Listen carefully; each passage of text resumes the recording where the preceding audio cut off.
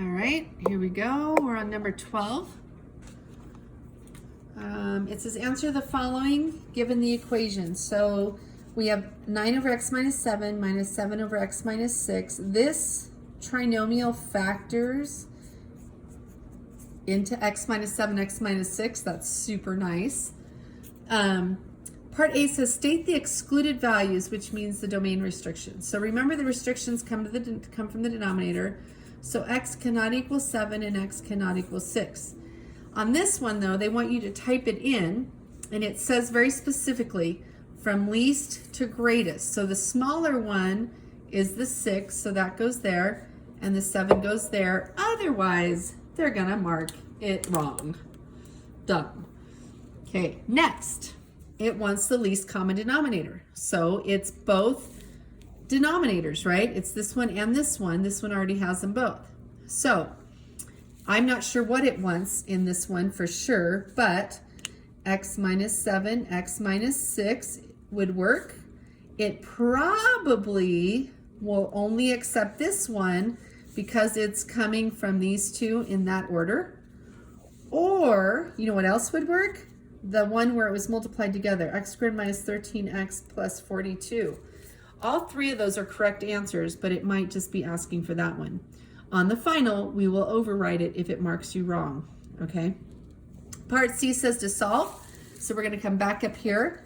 When we're solving, we get rid of the denominator, so we're gonna multiply by both of those, x minus 6 and x minus 7, all the way through. Order doesn't matter, I just switched it up there.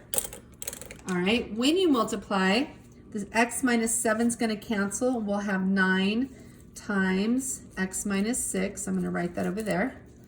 And then there's a minus. Don't forget that.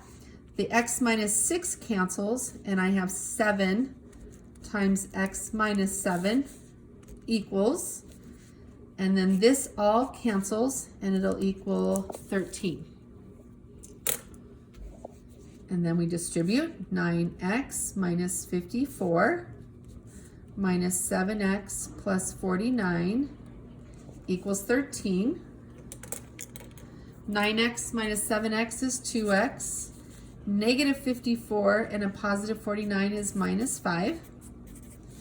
Add the 5 over, divide by 2. And we get 9. And it is not one of the restrictions, so that is the answer you type in. Let's see if we can do another one on this same video. All right, ooh. Inverse questions, right? This one will be matching. So or drag and drop. So these are the original. These are the inverse ones you have to choose from, okay? I want you guys to be careful on this because while some of them you could probably guess on, just be careful. That's all I'm gonna say.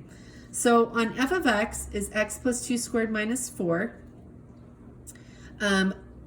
We're going to, so there's two things you could do. You could write it as y equals x plus 2 squared minus 4. Switch your x and y, like I taught you over and over and over again. And then solve for y. So we're gonna add the 4 over. Order of operations is super important here. Equals y plus 2 squared. To undo that square, we're going to square root both sides. So square root of x plus 4, poof, y plus 2, and subtract the 2 over. So let's see which one that is. That would be this one right here, right? So this one you would drag and drop to the top. Now, we should have known that was the answer, because this is the only one that has a squared on it. So we should know that the inverse is going to have a square root because those are inverse functions. Now, if whoever made this, in this case me, was smart, we would have made multiple choices with square roots so that it wouldn't be that easy. And I'm hoping on the final that is the case, so that you can't just guess at it. Okay, so there's that one. The next one, f of x equals 2x minus 4, so I'm going to write it down with the y in there. Switch my x and y. Add the 4 over and divide by 2. So when I divide that 2 over, That's like having 1/2 x plus 2. So that would be this last one down here. So that would be the second one. It would go right there. Now let's see if we can think through these two. That says 1/2. Well, remember, a 1/2 is really a square root.